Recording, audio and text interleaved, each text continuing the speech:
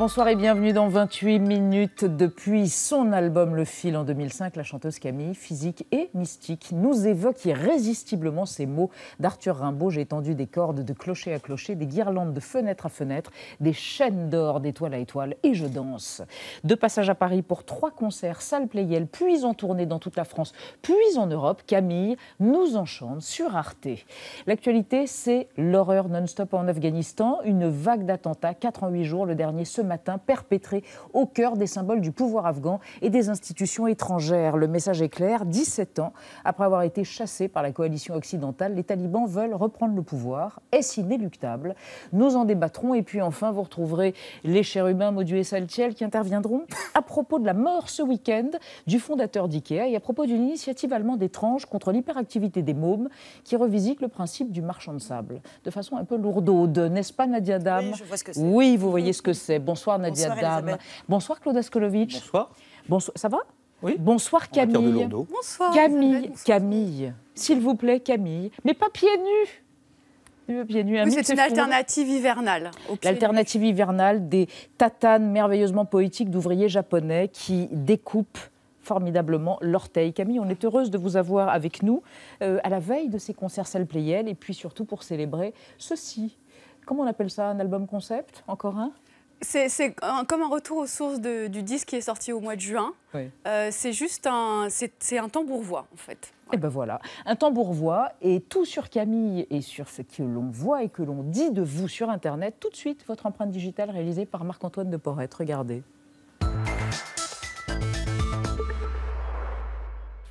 En tapant Camille sur Internet, on découvre des hommes, le révolutionnaire Camille Desmoulins et le compositeur Camille Saint-Saëns, et des femmes, la Miss France Camille Serre et la sculptrice Camille Claudel. Et vous, de votre nom complet Camille Dalmé. Vous venez au monde dans une famille musicale, père baryton léger, frère pianiste et sœur organisatrice de concerts dont les vôtres. Mais avant cela, à l'âge de 7 ans, dans les arènes de Nîmes, vous assistez à un concert de Ray Charles. Vous n'arrêterez plus jamais de chanter.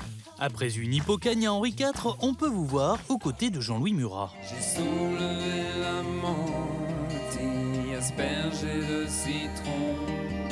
Vous étudiez quand même à Sciences Po et en guise de stage, produisez votre premier album, Le Sac des filles, en 2002.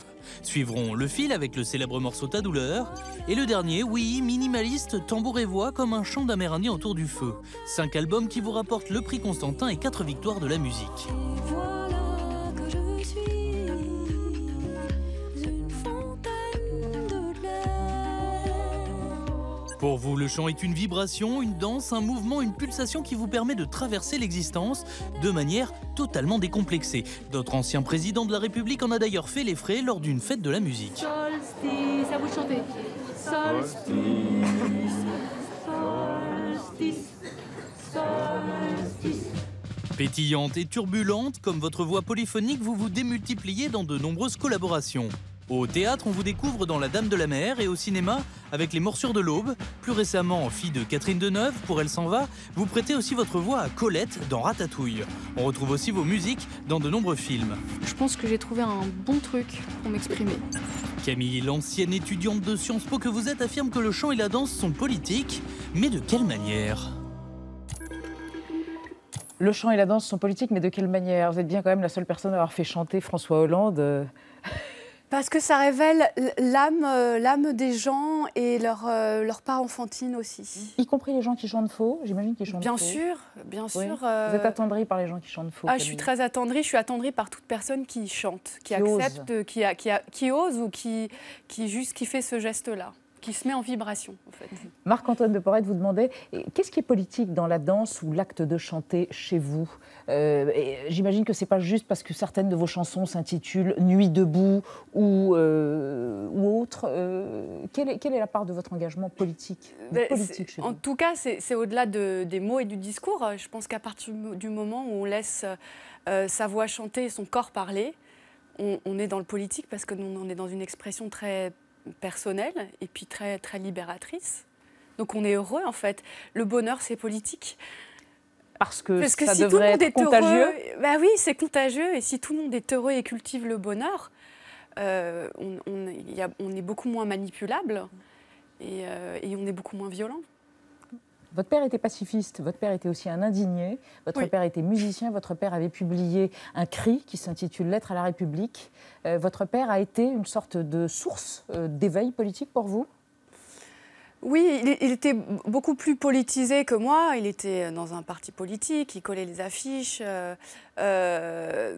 il est beaucoup plus politique dans ses mots, notamment dans le livre dont vous me parliez tout à l'heure, Lettre à la République. C'est un CRS plus vrai que nature, 1,90 m empâté de la face. Et il ne lui manque même pas la moustache. Je ne sais ce qu'il a pris avant de venir, mais c'était du fort. Vous retrouvez dans des manifs comme Camille. Papa, en face de CRS, où votre militantisme, votre manière de résister ne concerne que votre voix et ce que vous exprimez. Vous avez été dans des combats ? Mon enfance a été ponctuée de manifestations. Je ne sais pas si je me retrouve dans cette culture aujourd'hui. Je me retrouve dans une culture plus pacifiste, une culture de la prière et une culture qui passe beaucoup par une protestation et une culture politique qui passe beaucoup par l'expression artistique. Donc, d'une certaine manière, par quelque chose de plus positif et lumineux, oui, plus que non. D'ailleurs, vous dites cet album, je voulais l'appeler Non, après les attentats de 2015, et puis ce non est devenu un oui. Il me semblait que l'urgence, c'était de faire la paix. Et j'ai trouvé cette paix dans quelque chose de vibratoire et quelque chose dans les mots de vibratoire plus que dans le discours. Le discours, peut-être qu'il va arriver après. Mais c'est ça qui est venu. Voilà. On écoute, et d'ailleurs, on regarde un extrait du clip qui accompagne la chanson « L'assaut ».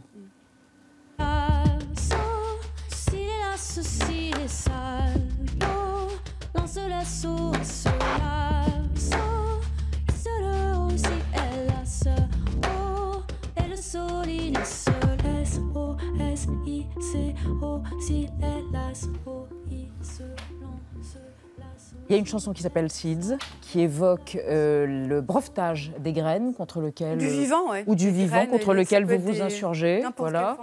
Une chanson sur les loups, et en ce moment même, il y a des discussions extrêmement virulentes, extrêmement douloureuses entre les bergers, les défenseurs des loups, les écologistes.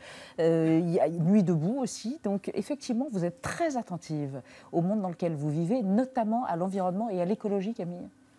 Je suis très attentive à l'écologie parce que l'écologie, c'est l'écoute. C'est écouter le lien avec tout ce qui nous entoure, le tout petit et le très grand. Donc pour moi, l'écologie, c'est tout. C'est pas comment est-ce qu'on dit ? La bien-pensance. La bien-pensance. Oui. C'est pas voilà. C'est la je fais tout bien, la bonne conscience, voilà. Ça peut passer par la frugalité. D'ailleurs, au sens de Pierre Rabhi. Oui, Pierre Rabhi, la sobriété heureuse, c'est Épicure. C'est qu'avec très peu, je jouis. Voilà, avec un verre d'eau, c'est l'eau, c'est la vie, c'est magnifique l'eau déjà. Et c'est pour ça qu'on jouit mieux en province, peut-être, qu'à Paris. C'est ce qui vous a conduit à aller vivre dans le sud. Là, la lumière du Sud et mes amis du Sud me manquent. Et plus jouissive. Et là, je suis à Paris en ce moment. Mais il y a plein de choses très belles. Et elle a pris un verre d'eau. Et un verre d'eau. Et Nadia, pendant ce temps-là, la musique américaine. Oui, encore une histoire de voix de femmes, parce qu'hier, à New York, s'est déroulée la 60e édition des Grammy Awards, donc qui récompense des artistes musicaux anglo-saxons. C'est une cérémonie qui a pris un tour politique et militant, parce que les artistes ont porté une rose blanche, alors soit à la main, soit à la boutonnière. C'était en écho au mouvement MeToo, Balance ton port, Time's Up, donc contre les violences sexuelles et les inégalités entre les femmes et les hommes. C'est une idée qui a été lancée par un groupe de musiciennes qui estiment, et je crois qu'elles ont raison, que l'industrie musicale s'est montrée étrangement apathique, silencieuse sur le sujet. Il y a eu peu de dénonciations et la fin de la récré a été sifflée hier par la chanteuse Janelle Monáe. Elle a dit à cette chanteuse, ceux qui voudraient essayer de nous faire taire, nous offrons 2 mots, c'est fini. Alors vous avez peut-être rien à dénoncer, mais il y a les victoires de la musique le 9 février prochain. Est-ce qu'il faut espérer une mobilisation aussi spectaculaire que ça de femmes dans l'univers de la musique pour dénoncer ou pour reprendre la parole? C'est pas que les violences sexuelles, hein, c'est les inégalités... Économiques même, y compris domination économique, domination alors les chanteuses, je ne pense pas, sont franchement dans une domination économique, parce que quand en tout cas, sur ces chanteuses-là, je pense qu'elles gagnent très bien leur vie. L'inégalité économique, je pense qu'elle est plus dans le domaine de l'industrie du disque, chez les salariés. Et après, au niveau de la femme par rapport à l'homme dans le monde de la musique... moi, ce que j'ai envie de faire entendre, plus que le sexisme ou le harcèlement sexuel, c'est la manière de faire ce métier. On est dans une manière de faire ce métier qui est très industrielle, très dominée par une force très masculine. C'est la grosse machine. C'est la grosse machine, c'est les festivals qui s'enchaînent, c'est énormément de trajets, c'est peu d'écoute justement de l'écologie personnelle, du corps. Et quand on fait de la musique acoustique qui est très vibratoire et très, très sensible à l'énergie du corps, on se rend compte que tout ça, ça marche avec quoi? Ça marche avec je me branche. Voilà, je me branche. Mais quand tu es branché, et des fois, c'est perturbant. Donc, moi, Donc, débranché. Voilà, je milite pour la frugalité dans la musique. Oui, j'essaye. Qui est votre sœur d'âme, Hildegarde de Bingen, une mystique du XIIe siècle? Parlez-nous d'elle. Pour conclure cette interview. Je pense que je suis très imprécise concernant sa biographie. Ce que je peux dire, c'est que je me sens, comme vous dites, une sœur d'âme avec cette femme qui était une religieuse bénédictine du XIIe siècle et qui a embrassé tout ce qui fait le féminin, pour moi, le chant, les plantes, le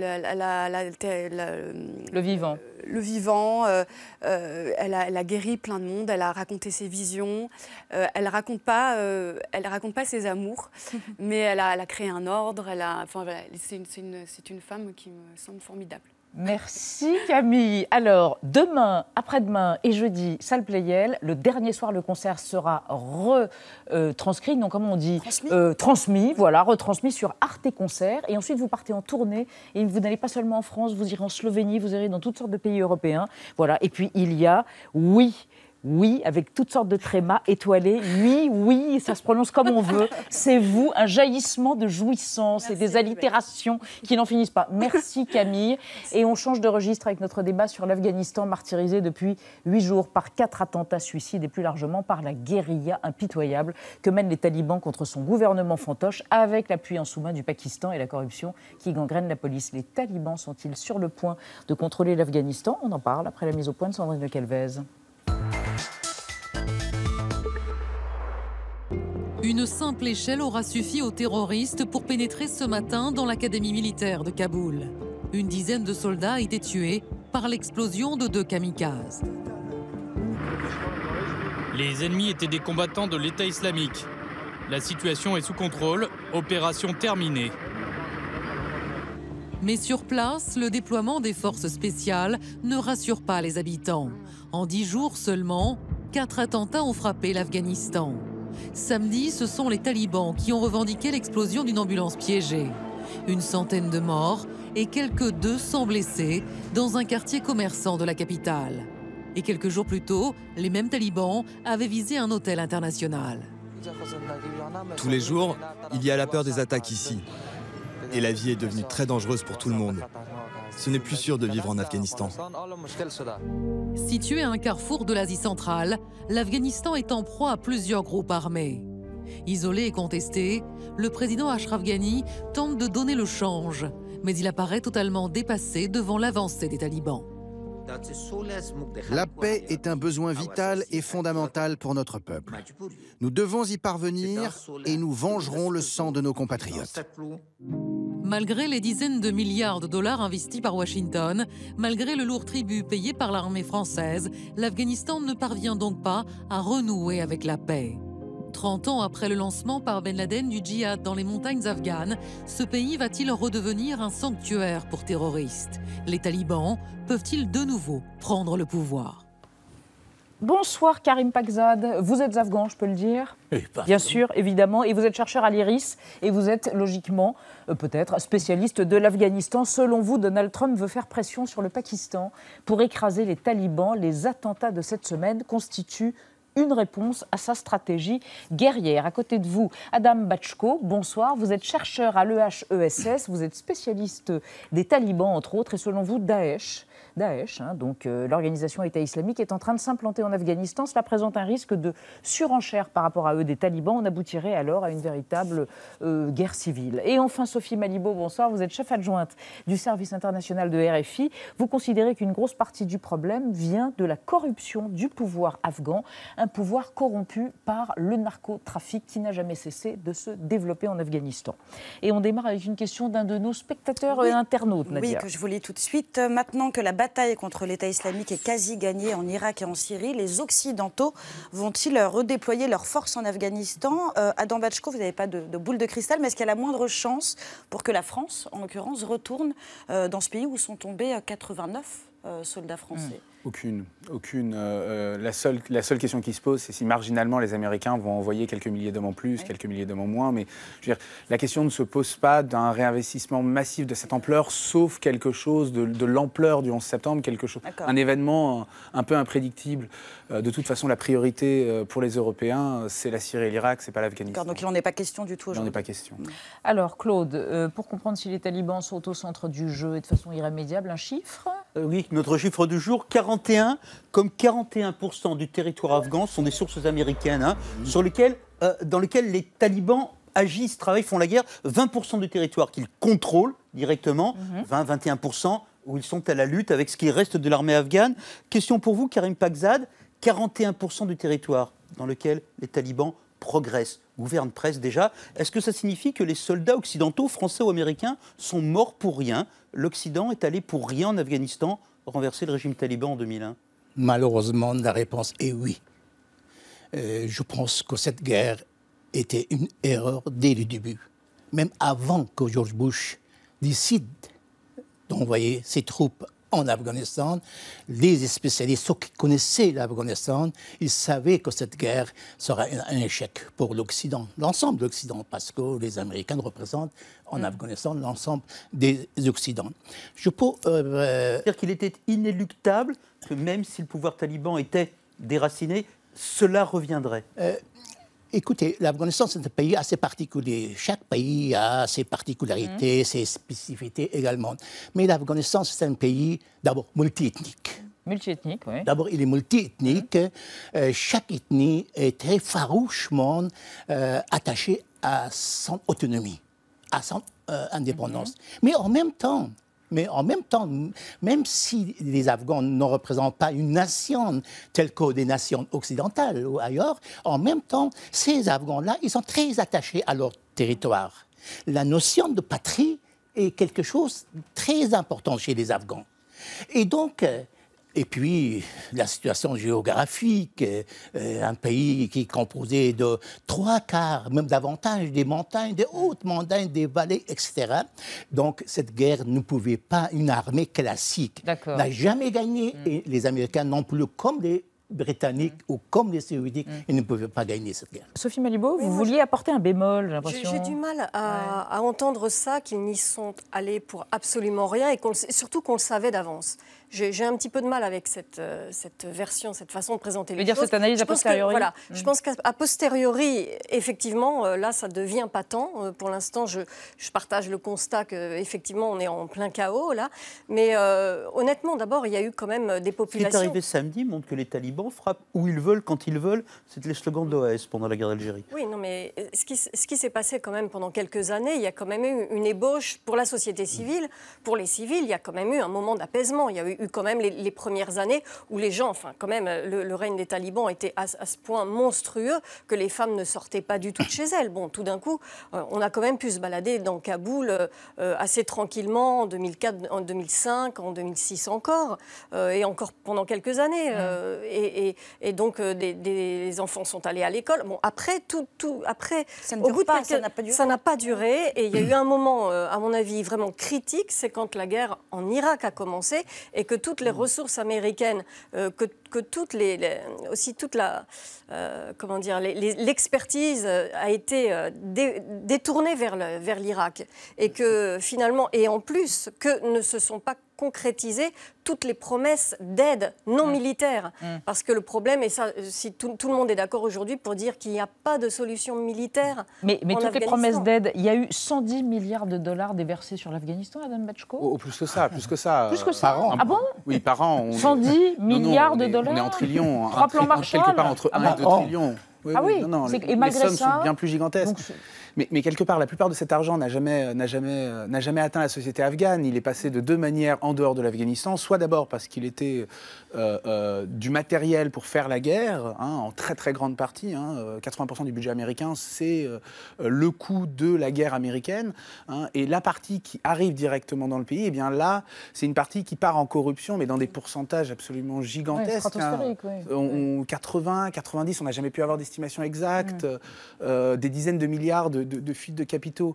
Ce qu'il faut dire, c'est que cette guerre, quelque part, n'a pas été perdue en 2014. Elle a été perdue dès 2003, 2004, 2005, dès les premières années. La manière dont est menée la guerre, des opérations des forces spéciales qui ne respectent d'aucune manière le droit international, l'appui sur des chefs de guerre. Avec des pertes civiles, vous voulez dire? Il y a eu beaucoup de pertes avec des pertes civiles, mais surtout le fait de s'appuyer sur des chefs de guerre qui étaient honnis, qui étaient une des raisons d'existence même des talibans. Si les talibans ont reçu un soutien dans les années 90, c'est parce que tous les Afghans en avaient absolument marre de chefs de guerre. Un soutien des populations, vous voulez dire? Oui, des populations rurales. Ce soutien est revenu? Il y a des Afghans parmi les populations qui applaudissent au retour des talibans. Dans les populations rurales, oui, dans les populations rurales, vous avez des Afghans qui trouvent que les talibans, c'est le moyen de résoudre un conflit foncier, c'est le moyen d'avoir une meilleure sécurité dans les campagnes, c'est le moyen de ne plus avoir une présence étrangère. Et donc vous avez dans les zones rurales, et là il y a une vraie division en Afghanistan entre les zones urbaines et les zones rurales, vous avez dans les zones rurales des populations qui soutiennent l'insurrection. D'accord. Et puis dans la manière de faire la guerre, juste la privatisation de la guerre par les Américains, ce qui fait qu'en fait ils payaient leurs ennemis. En fait, c'est complètement fou. C'est-à-dire que finalement, les talibans se sont enrichis de toutes ces sociétés privées qui leur payaient le passage. Donc ensuite, ça leur permettait eux-mêmes de se renforcer. Faites-nous écouter Donald Trump. Oui, qui en tire une conclusion. Il n'y a pas de retrait définitif possible pour les États-Unis d'Afghanistan. Il n'avait pas toujours pensé cela, le président américain, qui, vous allez le voir, c'est rare, reconnaissait avoir changé d'avis. C'était en août dernier. Mon instinct d'origine était de quitter l'Afghanistan. Et historiquement, j'aime suivre mon instinct. Mais toute ma vie, j'ai entendu dire que les décisions sont très différentes lorsque vous asseyez derrière le bureau du bureau ovale. Un retrait précipité créerait un vide que les terroristes, y compris l'État islamique et Al-Qaïda, combleraient instantanément, comme ce fut le cas avant le 11 septembre. Karim Pakzad, au-delà de son revirement, est-ce que Donald Trump a un plan? Par exemple, quand il veut faire pression sur le Pakistan qui soutient les talibans, est-ce que Donald Trump peut avoir une stratégie pour apaiser la situation, contenir le retour des talibans? Non. Même en faisant pression sur le Pakistan? Trump n'a pas de stratégie, il n'a pas de plan. Il avait un plan au début, pendant la campagne électorale et pendant 6 mois de sa présidence. Il avait un plan, il voulait retirer les soldats américains d'Afghanistan. Ça, c'était un plan. Mais depuis, il a été sous la pression des généraux qui entourent l'administration américaine, des généraux qui avaient tous servi en Afghanistan. Ils ont convaincu Trump que l'Afghanistan représente un intérêt considérable pour la politique américaine dans la région. Que l'Afghanistan, c'est la marche vers l'Asie. Que l'Afghanistan, c'est à la frontière iranienne, à la frontière chinoise, que pas loin à la frontière russe, etc. Donc, Trump a changé d'attitude. Il va rester à moindre frais en Afghanistan. Aujourd'hui, la présence américaine ne coûte pas 100 milliards de dollars par an. Je réinsiste sur la question, Anna Matchko. Quand Donald Trump veut mettre la pression sur le Pakistan qui soutient les talibans, est-ce que là, il touche quelque chose de juste ou est-ce qu'au contraire, ce serait lui qui aurait déclenché le feu et la fureur qui vient de frapper Kaboul? De toute façon, que les talibans fassent des attaques sur Kaboul, quelque part, on ne peut pas mettre ça sur le passif de Donald Trump. Les talibans ont une stratégie assez cohérente. On peut peut-être sur le Pakistan. Mais le Pakistan, de toute façon, a une stratégie très cohérente. Enfin, c'est nous, les Occidentaux, qui n'avons cessé d'avoir des revirements. Le Pakistan, de son côté, soutient les talibans en vue que les talibans reprennent le pouvoir à Kaboul. Et donc, depuis les années 90 maintenant, les Pakistanais ont une stratégie qui est extrêmement cohérente. Le fait d'avoir tenté à certains moments de négocier, de faire pression, on a vu que ça n'a jamais fait dériver les Pakistanais hors de leur route. Et donc, il y a eu un double jeu vis-à-vis des États-Unis de la part du Pakistan. Oui, toujours. Et les États-Unis l'ont toujours su. Mais c'est les États-Unis qui ont un jeu très peu clair vis-à-vis du Pakistan. Parce qu'à certains moments, on entend des menaces qui ne sont pas réalisées. De l'autre, on entend des moments où on va négocier, mais les Américains veulent garder la main sur les négociations. Et donc, fondamentalement, il n'y a jamais eu de politique américaine cohérente vis-à-vis du Pakistan. Et d'ailleurs, je ne pense pas... La cohérence côté pakistanais, c'est un peu difficile aussi. C'est-à-dire qu'en fait, il y a les services secrets, il y a l'armée, il y a le gouvernement civil. Tout ça n'est pas très cohérent non plus. Au-delà de la spécificité de la politique pakistanaise, je ne pense pas que Trump pourra faire davantage de pression sur le Pakistan. Pour quelle raison? Pour une simple raison. Le Pakistan, ce n'est pas l'Afghanistan. Un pays de 200 millions d'habitants, un pays nucléaire avec une position géopolitique extrêmement compliquée et importante. Et les Américains savent bien que déstabiliser le Pakistan, c'est-à-dire demain Trump décide d'attaquer les bases arrières des talibans au Pakistan. Cela se traduira par quoi? Par la déstabilisation du Pakistan. La déstabilisation du Pakistan, c'est extrêmement 10 fois, 100 fois plus important de ce que se passe en Afghanistan. C'est la raison pour laquelle, c'est pour ça que je dis que Trump n'a pas de stratégie, n'a pas de plan. Alors, évoquons les talibans qui ne sont pas seuls, Nadia. Oui, alors les talibans, c'est la plus grosse menace, mais l'État islamique, on en parlait, a commencé à s'implanter en Afghanistan. Son emprise semble s'être étendue ces derniers temps. Il faut bien faire la distinction. L'État islamique en Irak et en Syrie, c'est pas du tout la même chose qu'en Afghanistan. On parle de deux branches différentes. En tout cas, Daesh a revendiqué près d'une vingtaine d'attaques en 18 mois à Kaboul, dont celle de ce matin contre des soldats. On dénombre au moins 20 cellules de l'État islamique dans la capitale. Et alors, il y a des spécialistes des questions de défense de l'ONG International Crisis Group qui ont analysé cette présence et relevé au moins deux particularités. La première, et la plus inquiétante, c'est que Daesh, l'État islamique, recrute désormais dans la classe moyenne kaboulie auprès de personnes jeunes et diplômées. Ce ne sont pas des paysans illettrés qui sont recrutés, mais des jeunes éduqués, urbains et qui adhèrent à cette forme de djihadisme ultra-violent. Je finis, je vous redonne la parole dans un instant, mais je crois que Adam Bachko est effectivement d'accord avec ça. La seconde particularité, c'est qu'on observe la présence de combattants étrangers. C'est un phénomène mineur pour l'instant, on n'a pas de chiffres exacts, mais il y a des djihadistes français, par exemple, également algériens. Il y a 2 Français qui ont été identifiés. Ils sont surnommés les ingénieurs parce qu'ils seraient venus exploiter les mines d'uranium pour financer probablement les activités terroristes de Daesh. Adam Bachko, est-ce que vous confirmez effectivement cette méthode de recrutement de l'État islamique en Afghanistan et qu'est-ce qui peut sortir de ça? Alors, plus qu'une méthode de recrutement, ce qui est fondamental ici, c'est que dans les universités afghanes, il y a eu une montée du salafisme qui n'est pas le courant idéologique. Ce qui n'est pas le courant idéologique des talibans. Les talibans ne sont pas salafistes, contrairement à l'image qu'on en fait. Ils peuvent être radicaux d'un point de vue social et politique, mais ça a toujours été un groupe qui était... Pas d'un point de vue pédologique. Voilà, et pas d'un point de vue religieux surtout. Et il y a une montée d'une autre vision de l'islam qui, justement, est beaucoup plus mondiale aujourd'hui, qui rejoint ce qui se passe en Arabie Saoudite, en Syrie, en Irak, au Pakistan, où l'Afghanistan était une exception à cet égard-là.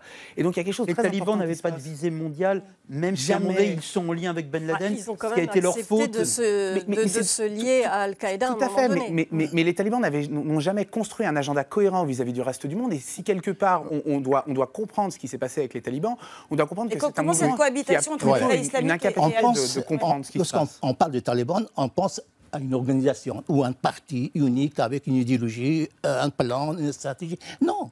Le Taliban, c'est un mouvement traversé par énormément de divergences au sein même des talibans. Il y a eu effectivement quelques étudiants à l'université de Nangarhar, à l'est de l'Afghanistan. C'est plus que quelques, non, c'est pas quelques. C'est un vrai mouvement social qui est aujourd'hui dans les universités afghanes. Qui ont donné des slogans en faveur de Daesh. Mais c'est un mouvement tellement marginal. Et surtout, il est motivé par quoi? Par l'échec du gouvernement, par la situation. Pas que. Alors, je vais tous vous réconcilier, avec un portrait acide réalisé par Thibault Nolte du chef des talibans. Son nom ne me revient pas à l'instant, mais le voici, Akhundzada. Non, pas du tout, monsieur Akhundzada. Voilà, par Thibault Nolte.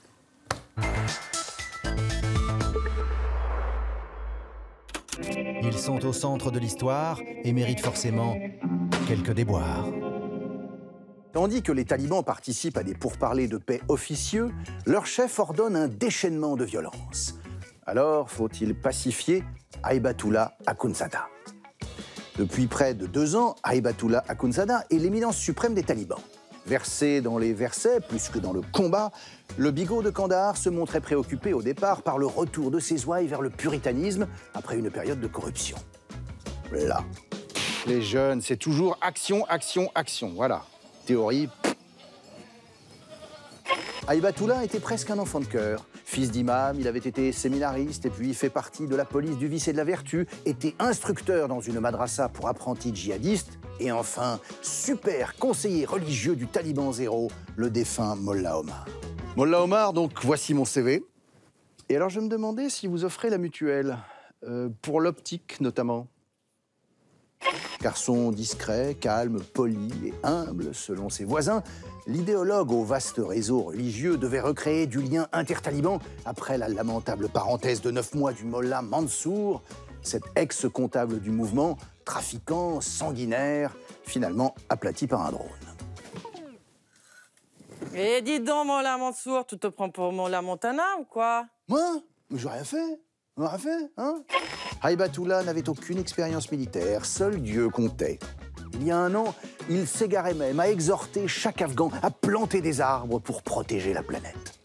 Devant la perplexité de certains face à un mollah mollasson, il avait dû donner des gages de cruauté et sacrifier son propre fils dans un attentat suicide cet été. Les talibans ont leur agamemnon. Merci Thibault Nolte. Une dernière question, Claude. Sophie Malibaud, on entendait ça dans les déclarations de Donald Trump tout à l'heure. Est-ce que l'Afghanistan ne peut produire du malheur que pour les Afghans ou est-ce que, par Daesh ou autre groupe, cela peut redevenir un pays dangereux pour la paix mondiale et pour notre paix en Occident? Mais ça l'est déjà, je veux dire.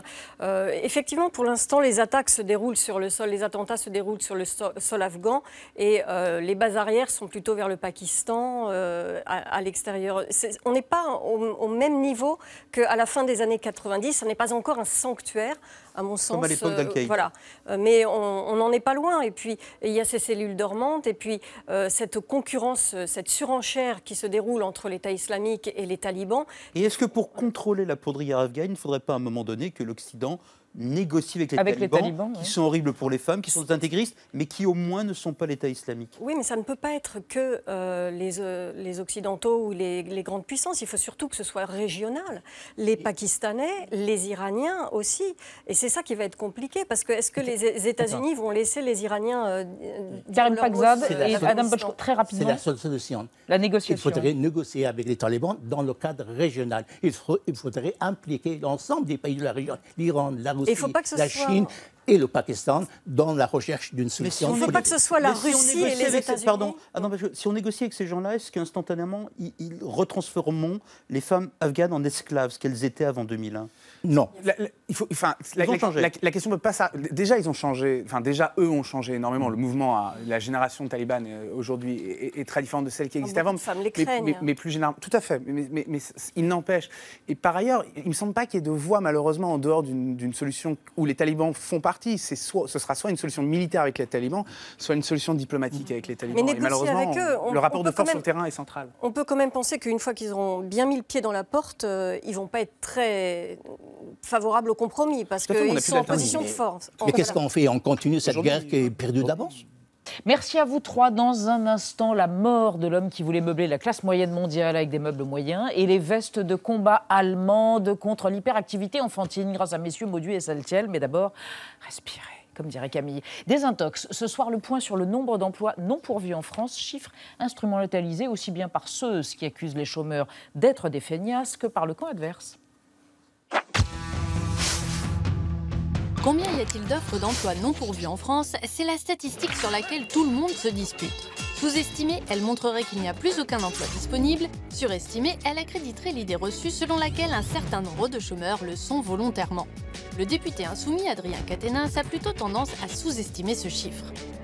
Les derniers chiffres que j'avais datent d'à peu près un an et demi. Vous aviez, je crois, 21 000 offres d'emploi non pourvues. D'offres d'emploi qui n'ont pas trouvé preneur. Donc on voit bien qu'on a une situation de pénurie d'emplois. À l'autre bout du spectre, le patronat brandit le chiffre de 300 à 500 000 emplois non pourvus. Mettons tout le monde d'accord, les deux parties ont tort. Adrien Quatennens avait déjà sorti ce chiffre il y a plusieurs mois. Contacté par Désintox, il avait expliqué s'être appuyé sur des données de Pôle emploi. Problème, l'infographie d'où il tient ces chiffres est très mal conçue. Censé montrer les offres non pourvues, on y voit que la moitié des offres annulées le sont faute de candidats. mais elle ne mentionne pas le nombre total d'offres annulées. Adrien Quatennens fait donc avec ce qu'il a et a calculé que 21 500 offres étaient retirées par manque de candidats. Chiffre qu'il a arrondi lors de son passage télé à 21 000. En réalité, Pôle emploi nous a donné le chiffre manquant. Sur un total de 86 000 offres abandonnées, la moitié l'a été faute de candidats, soit 43 000. Par ailleurs, Adrien Quatennens ne prend pas en compte les offres toujours ouvertes qui ne sont pas encore pourvues, 104 000 selon Pôle emploi. Au total, on a donc 147 000 offres qui sont soit encore ouvertes par les entreprises mais pas encore pourvues, soit supprimées faute de candidats. C'est donc beaucoup plus que ce que dit le député, mais largement moins que les chiffres brandis par le MEDEF. Bien vu, Désintox, bonsoir. La sensualité débordante, l'austérité, je dirais même la sagesse, le bourgeoisisme. Bon, ça va, Xavier Mauduit? Alors, il est mort à 91 ans, c'était le pape du meuble à monter soi-même. Il s'appelait Ingvar Kamprad, il a laissé un empire immense à ses enfants et des pratiques de production et puis des sympathies politiques aussi un peu contestables. Ne revenons pas là-dessus. Concentrons-nous plutôt que nous concentrer sur Monsieur Ikea, sur Monsieur Boulle. Oui. Un ébéniste sous Louis XIV. Superbement célèbre, Monsieur Boulle. Nous allons précisément le soir du 29 août 1720, quand un vieux monsieur, il a 78 ans, va se coucher dans l'appartement que le roi lui a octroyé dans le palais du Louvre. Pas rien quand même. Eh bien, ce monsieur, effectivement, est Charles-André Boulle. André Charles Boulle. Oui. Et non, mais c'est Monsieur Boulle, c'est pas rien. Boulle avec 2 ailes, comme un oiseau. Chronique poétique. Enfin bon, au Louvre donc, parce que c'est là qu'habite Boulle, l'ébéniste a décidé d'installer son atelier. La vérité, si je mens. C'est un peu ça. Il a installé son atelier, une trentaine d'ouvriers qui travaillent comme ça. Alors je vous le dis tout de suite, Boulle se fait pas de bile parce qu'il est... Non, fallait que ça arrive, Il est la coqueluche de la cour. Parce que ses créations résument à elles seules tous les fastes versaillais, la marqueterie. Et puis l'utilisation de bronze doré font sa réputation. Vous voyez, c'est absolument splendide. Alors quand même, Boulle a un petit souci, c'est qu'il manque d'argent pour plein de raisons. Bon, déjà, ces meubles coûtent très cher à fabriquer. Et puis, il a des clients mauvais payeurs. Mais il n'y a pas que ça. Boulle est aussi passionné d'art. Eh oui. Il collectionne. Il collectionne et il emprunte pour collectionner. Alors, je vous le dis, 3 Thémard ne suffirait pas à faire la liste de tout ce qu'il a. Donc, des Raphaël par dizaines. Il a des Titiens, il a des Van Dyck. Boulle adore Van Dyck. Et il a fait construire 4 énormes armoires qu'il a mis dans sa chambre, comme ça, tout autour, avec toute sa collection. Donc, vous voyez que ce soir du 29 août 1720, il est serein quand il va se coucher avec tous ses meubles et tout ça autour de lui. Mais hélas, à 3h30 du matin, un incendie éclate dans l'atelier, gagne tout doucement la chambre. Alors, le vieil homme a le temps de s'enfuir, mais au réveil, c'est l'horreur. Tout a disparu, la collection a été brûlée et, je crois qu'on peut le dire nettement, il a les boules-boules.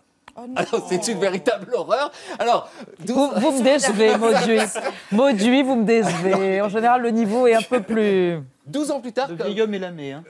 C'est ça. Non, il vit encore 12 ans sans sa collection, c'est une véritable horreur, et surtout, toujours avec ses dettes. Mais pour lui rendre hommage, à la fin du 19e, en 1886, une école est créée, l'école Boulle. Voici un film. Les jeunes de l'école Boulle ont retrouvé les ateliers où se forment les artisans du meuble. La plupart de ces jeunes gens iront, après leur apprentissage, prendre la suite de tous ceux qui, de la Bastille à Ledru-Rollin, ont fait la renommée du faubourg Saint-Antoine, dont l'actuel salon est dédié à ceux qui, depuis des siècles, ont donné au meuble français son prestige mondial. Archives de 1953. Pâté cornichon, monsieur. C'est ça.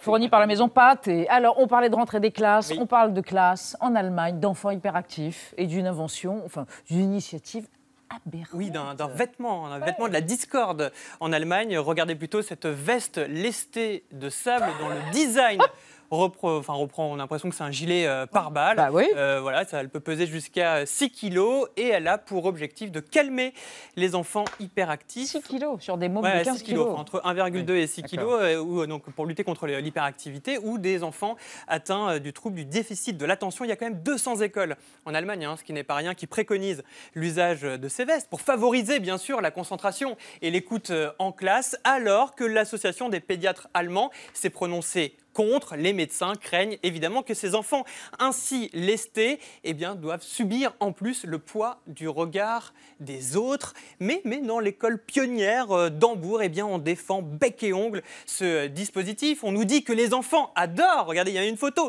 adorent porter ces fameuses petites vestes, que d'ailleurs personne ne les force. Quant aux parents, ils voient dans cette méthode naturelle une alternative aux médicaments, ce qui les séduit énormément. C'est vrai que les médicaments ne sont pas toujours forcément très efficaces, mais il y a quand même un petit grain de sable dans ce raisonnement, c'est qu'aucune étude sérieuse ne prouve l'efficacité de ces vestes, ce qui est un petit peu gênant. Et puis surtout, les professeurs, finalement, les préconisent sans avis médical. Alors, on peut être un bon professeur capable de bien noter des élèves sans forcément correctement les diagnostiquer. Quant à la marque, quant au fabricant de ces fameuses vestes, la marque Beluga, du nom de la Claude baleine. veut parler. Oui, il va parler, la baleine, Beluga, Claude. Sachant que ces vestes, au départ, ils étaient spécialisés dans les combinaisons de plongée, Claude.